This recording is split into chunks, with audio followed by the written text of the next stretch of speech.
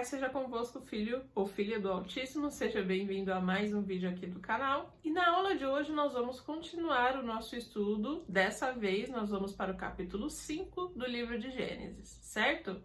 Dessa vez eu não vou fazer aquela leitura mais extensa do capítulo inteiro, até porque esse é um capítulo que vai falar mais de genealogia, e aí a gente vai discutir alguns pontos. Então, para não ficar uma coisa monótona e algo mais dinâmico entre as aulas, eu vou tentar mudar aí o padrão de alguns vídeos, tá?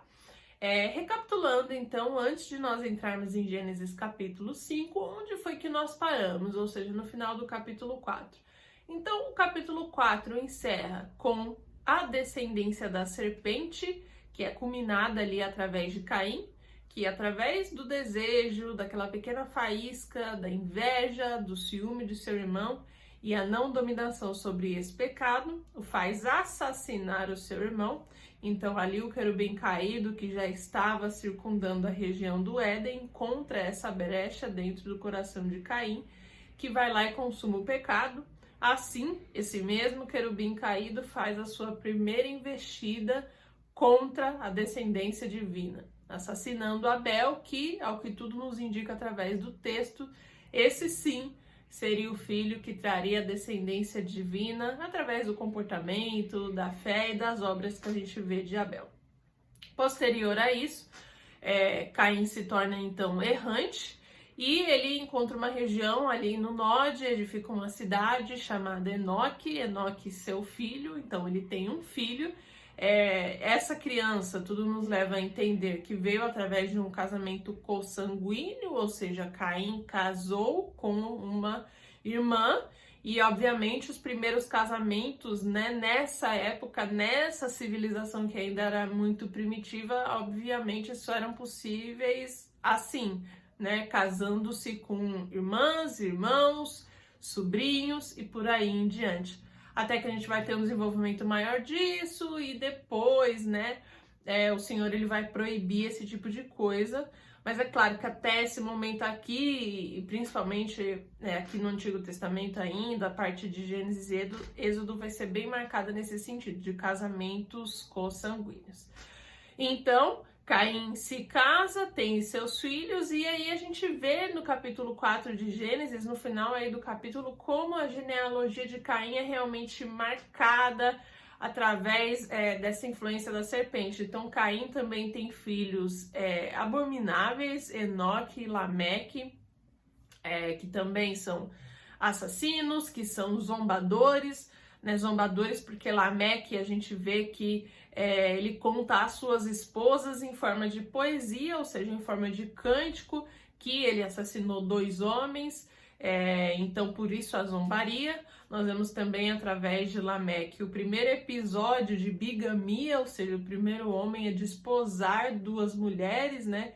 Indo, claro, contra aquilo que a gente tem na criação, né? Que é o segredo da vida e da felicidade que nós já falamos também, que é o casamento monogâmico heterossexual entre o homem e a mulher, e eles dois expressam entre si a pluralidade de Deus, e o que Deus uniu, o homem não separa. Então aqui a gente já vê o primeiro episódio aí dessa que viria a ser uma prática, principalmente no Antigo Oriente, que é a bigamia. Então nós vemos isso também na descendência de Caim, que é a descendência da serpente. E por último, a gente também vê alguns avanços enquanto humanidade, enquanto civilização. Então a descendência de Caim foi a descendência que criou os primeiros instrumentos musicais, é a descendência que criou alguns utensílios muito úteis aí, metais, né, que com certeza para a humanidade veio muito bem, afinal, né, a gente tem essa evolução até os dias de hoje. Mais que principalmente é marcada aí através do pecado e da influência do querubim caído que entrou através de Caim, certo? E no final, a palavra do Senhor vai nos dizer que Adão e Eva coabitaram novamente, tiveram Sete. E Sete teve Enos, que voltou a invocar o nome do Senhor. Então, como isso está muito característico no final do capítulo 4, a gente também é levado a entender que a descendência de Caim muito provavelmente instituiu outras religiões, ídolos ou um culto falso a Deus, ou pode ser que até mesmo uma adoração ao querubim caído. Enfim, qualquer que tenha sido o caminho, fica muito nítido que o nome do Senhor só voltou a ser invocado depois ali através de Sete, que agora sim viria a marcar a descendência divina. Então também a de Caim é tida por instaurar religiões seculares, idolatrias que não correspondem ao nome de Deus, ou até mesmo servidão efetivamente a Lúcifer. Isso tudo a gente pode interpretar. E bom, agora sim, chegamos de fato no capítulo 5, né? Depois de ter feito esse resumo, nós chegamos ao capítulo 5 aqui de Gênesis. Então aí começamos o capítulo 5, intitulado Descendentes de Adão, e Moisés começa a escrever esse capítulo, lembrando que é Moisés quem está escrevendo esse livro, contando essa história ao povo de Israel, que ele está libertando do Egito, sempre importante ter esse contexto histórico. Tá? Então ele começa aí a contar essa história da genealogia de Adão. Nos versículos 1 e 2, a gente vê como se fosse um resumo.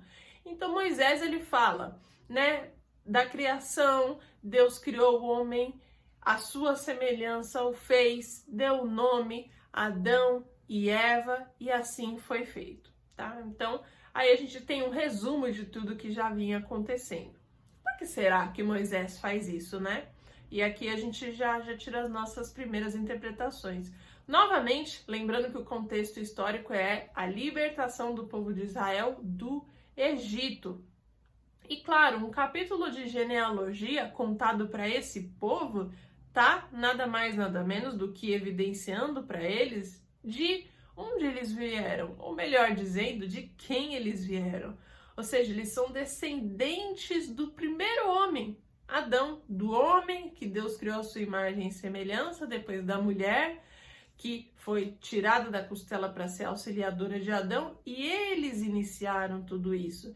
Então, é muito importante esse contexto de genealogia para esse povo de Israel que está saindo depois de 400 anos do Egito, 400 anos imersos naquela cultura, imersos em falsas idolatrias, em falsos deuses, para retomar essa origem.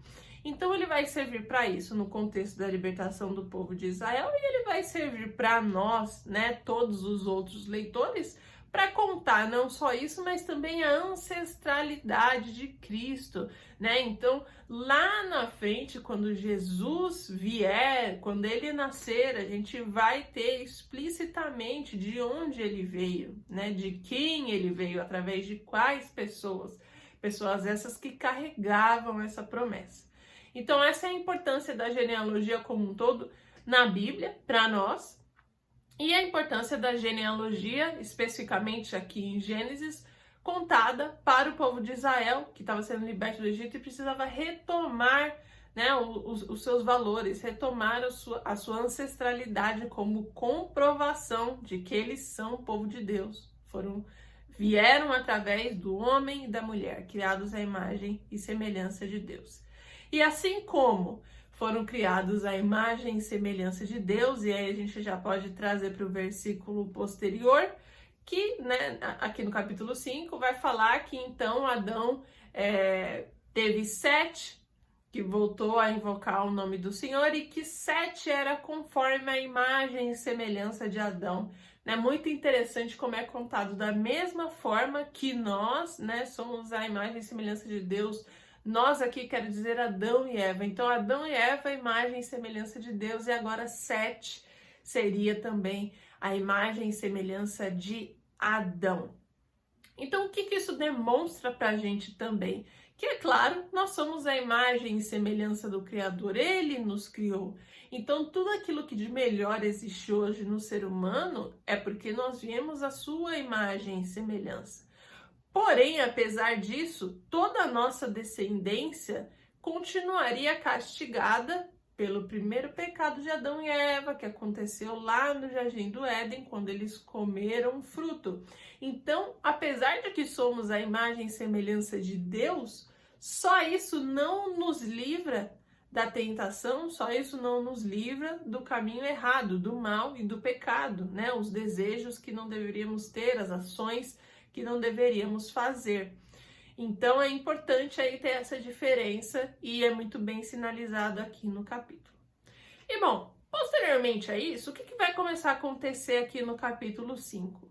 Vai começar a ter a genealogia e ela sempre vai seguir, nota, o mesmo padrão.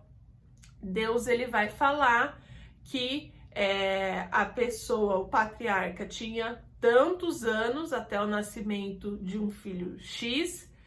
Depois que ele teve esse filho X, ele viveu mais outra quantidade de anos. Depois a somatória total desses anos, antes de ter o filho, depois de ter o filho e, né, os anos totais que a pessoa viveu. E por último, e morreu. Então a gente vai ver essa sequência aqui muito nesse capítulo. Então começa desde Adão até Enoque. E aqui a gente precisa fazer uma ênfase específica com Enoque. Antes de falarmos sobre Enoque, qual que é toda essa importância que a gente vai ter nesses versículos aqui do capítulo 5 de Gênesis, com esse mesmo padrão, contando os anos do patriarca antes de ter o filho, depois de ter o filho, somando a idade total e, por último, e morreu. O que isso serve de explicação para a gente? O que isso serviu de explicação para o povo de Israel que estava escutando isso de Moisés? Pois bem, a morte inevitável. A mesma morte que foi dita lá em Gênesis, né, no início, melhor dizendo, de Gênesis, na criação, quando Deus alertou que certamente, quando comerdes dessa árvore, morrerás. Não somente a morte física, mas a morte espiritual pela ingressão do pecado, né? Pela existência do pecado. Então, a gente já viu um pouco aí do que o pecado tem feito, né? Desde essa transgressão do homem, e agora que a gente começa a ver efetivamente, né? De morte natural e física, as pessoas morrendo, né? Diferente de Abel, que foi assassinado, né? Foi um caso à parte, mas agora a gente vê realmente o homem também voltando e tornando ao pó, como Deus falou lá no capítulo 3 de Gênesis. Então, é importante a gente entender essa fatalidade de que nós certamente morreremos, né? Não importa em qual idade. Aqui nós vemos que nessa época se vivia muito, né? Hoje a gente vive o que no máximo aí 80 anos de idade, né? Uma vida longa, depende também da expectativa de vida do país que você mora. Mas aqui a gente vê histórias de pessoas que viveram 900, 800 anos, né? Era uma passagem de tempo completamente diferente, mas independentemente se você vivesse 300 ou 900 anos naquela época, fato é que você iria morrer. Então aqui é instituído essa fatalidade que agora faria parte da nossa existência. Tornar ao pó, morte física. E se certamente esses ancestrais eles viviam décadas e décadas, a nossa cabeça também nos leva a pensar, nossa, por que é que naquela época se vivia tanto tempo? Hoje a gente vive no máximo 80 até 90 anos de idade? Bom, na Bíblia não existe uma explicação muito clara e definitiva para isso. Eu creio que nessa fase aqui que a gente está, que é a fase pré-dilúvio, era especialmente importante que os homens e as mulheres vivessem tanto, justamente para falar, para trazer a palavra de Deus. Ora, Adão e Eva viviam com Deus, foram expulsos do paraíso. Quem é que continuaria essa cultura? Quem é que falaria do Deus verdadeiro, se não esses ancestrais e seus descendentes? E esses descendentes, né, poderiam falar e validar justamente com Adão ou com Eva. Nossa, realmente isso aconteceu, Deus criou vocês, andava com vocês, olhando no começo daquela árvore, né? E Adão e Eva poderiam confirmar, poderiam validar, sim, isso aconteceu, sim, né? Então, enfim, é algo que eu particularmente gosto de interpretar, que faria muito sentido que nessa época se vivesse tantos longos anos. É claro, se a gente for pensar no aspecto prático de hoje em dia, porque a gente não vive mais tanto tempo, né? Uma série de coisas aí, de novo, né? Na Bíblia não tem nada tão prático e tão direto, mas tem a nossa comida, que é excessivamente industrializada, transgênica, alterada também geneticamente, inclusive que nos faz muito mal, né? De dentro para fora. A proliferação e criação, existência de outras doenças, né? Que certamente aqui nesse tempo não existiam. Enfim, né, tem alguns fatores aí.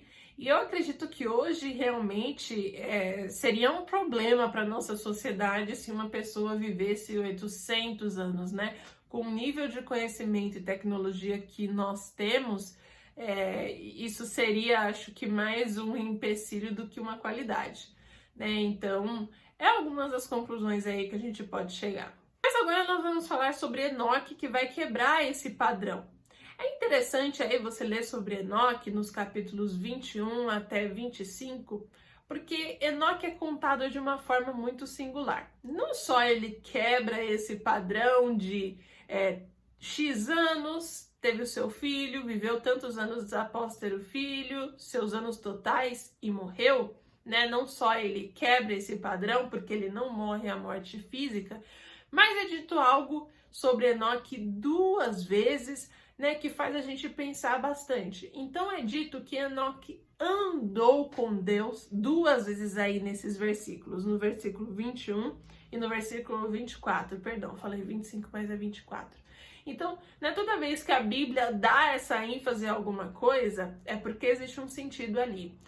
No hebraico, a língua original, né, bíblica, não existe o abstrato. Então, quando fala-se andou, toda vez que existe um verbo, é porque o significado é literalmente aquele verbo, né? Não é um sentido figurado, como a gente tem no português e em alguns outros idiomas. Então, ou seja, andou realmente é andou. Mas como que seria possível, então, Enoque andou com Deus, né? Aí abre 2 interpretações. Ou ele andou com Deus no sentido de que Deus, né, se apareceu para ele através de uma teofania ou de uma cristofania, que era a manifestação de Deus, né, na materialização humana antes, né, da existência de fato de Jesus Cristo, né? Então, teofania ou cristofania, ou seja, Deus, ele aparecia e andava ali com Enoque, talvez em formato de um anjo ou no formato realmente de um homem, né? Ali falando cara a cara, andando literalmente com Enoque. Ou a gente também pode interpretar que, por mais que no hebraico os verbos eles realmente falam aquela ação que não é nada figurado, que talvez não seja um andou realmente andou de andar lado a lado, senão um andou realmente de intimidade e presença e relacionamento com Deus muito assim ímpar, né? Então, um relacionamento muito próximo, uma conexão muito próxima, tal qual que Deus poupou Enoque da morte física, né?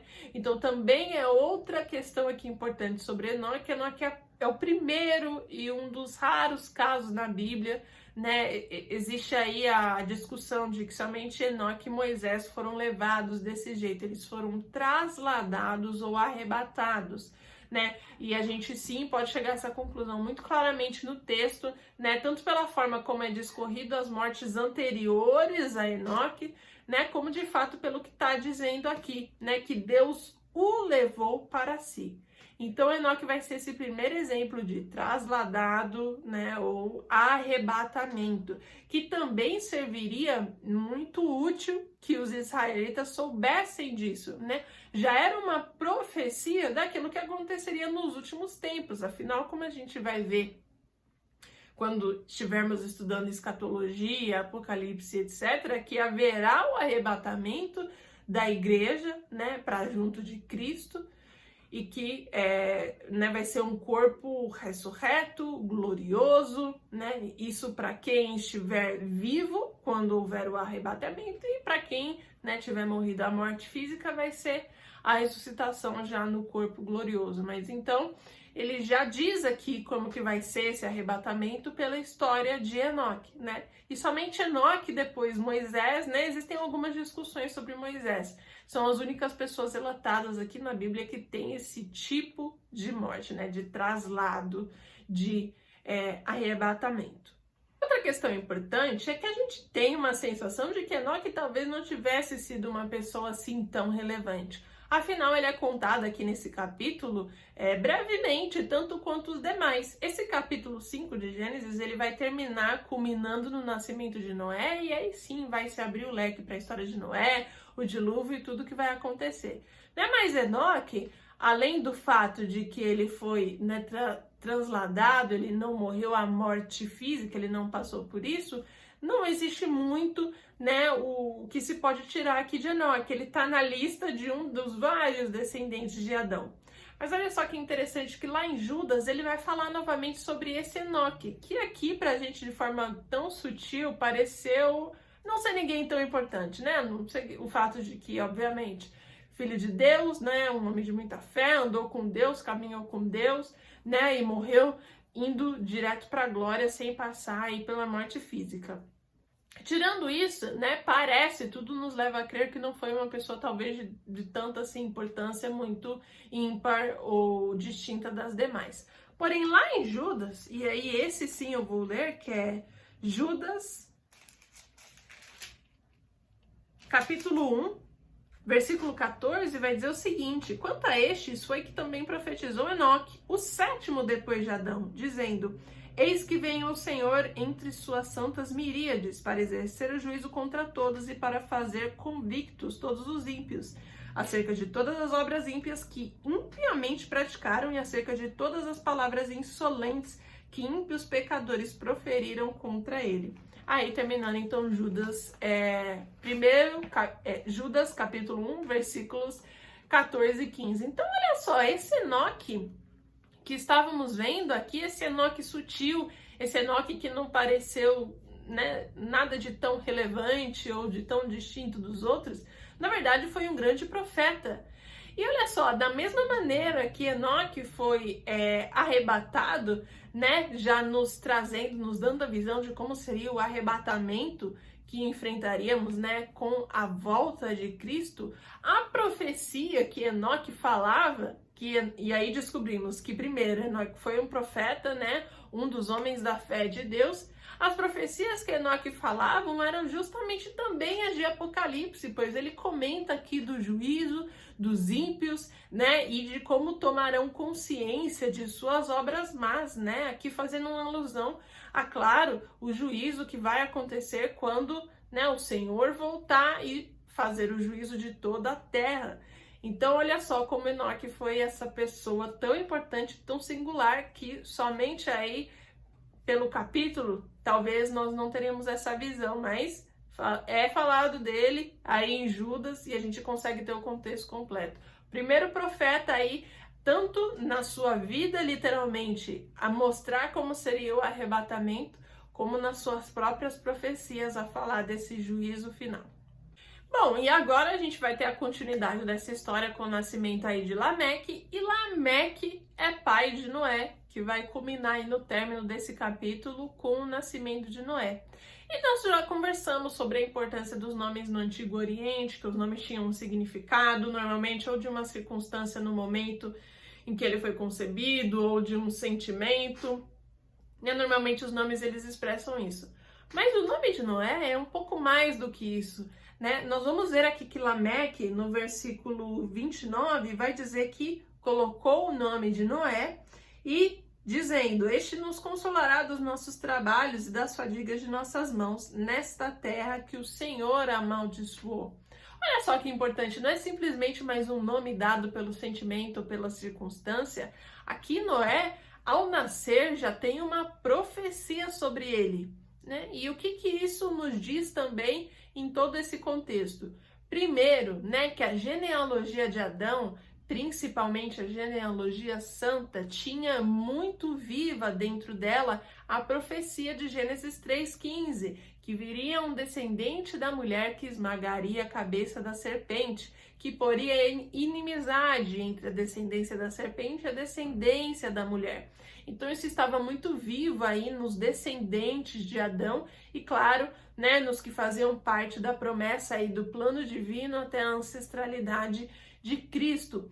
Pois bem, a gente vê isso porque Eva, quando teve Caim, né, achou que Caim era essa pessoa, né, obtive um varão com o auxílio do meu Senhor, mas não era. Depois, né, que Abel é assassinado e eles têm Sete, aí sim, né, Sete volta a invocar o nome do Senhor, né, Sete foi igual à semelhança de Adão, e agora culminando aqui em Noé, né, Lameque, pai de Noé, dita literalmente uma profecia, ou seja, Noé seria a pessoa que iria ajudar a libertar o povo daquela terra que o Senhor amaldiçoou. Então também ali a história realmente de Gênesis da criação, de que quando Adão e Eva pecaram, Deus amaldiçoou a terra, também era viva entre eles, né? Então foi tida ali a cultura entre essa genealogia que invocou o nome do Senhor, de como as coisas aconteceram, de como no princípio tudo, né, ocorreu, e o pecado e a queda do homem.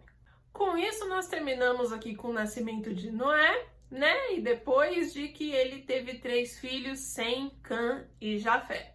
E agora essa história vai continuar na próxima aula, quando a gente revisar o capítulo 6 de Gênesis. Resumindo aqui, fazendo um apurado de todas as aplicações que nós tivemos nesse capítulo 5.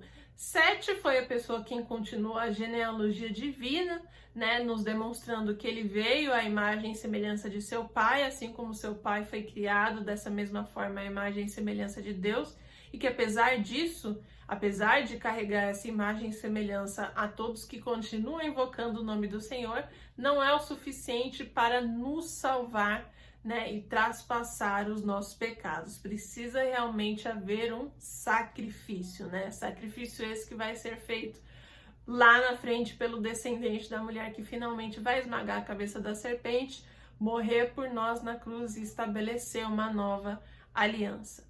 Né? Depois a gente tem aí a fatalidade da vida humana, vai culminar na morte em uma hora ou outra, de um jeito ou de outro, né? Não importa classe social, diferença, profissão, poder aquisitivo, e morreu.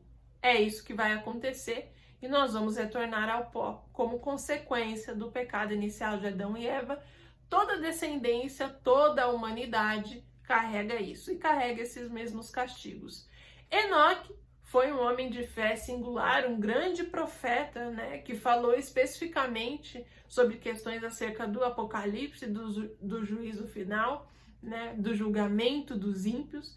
Foi não só um homem de Deus nas suas palavras, mas também nas suas práticas, e com suas obras a gente tem o primeiro exemplo de um arrebatamento direto, de um traslado ao céu sem a morte física. E por último, o nascimento de Noé, que vai continuar aí essa genealogia divina da ancestralidade de Cristo e que já nasce sob uma profecia de livrar os homens daquela terra que o Senhor tinha amaldiçoado. Então é isso, eu espero que tenha gostado desse vídeo e te vejo na próxima aula.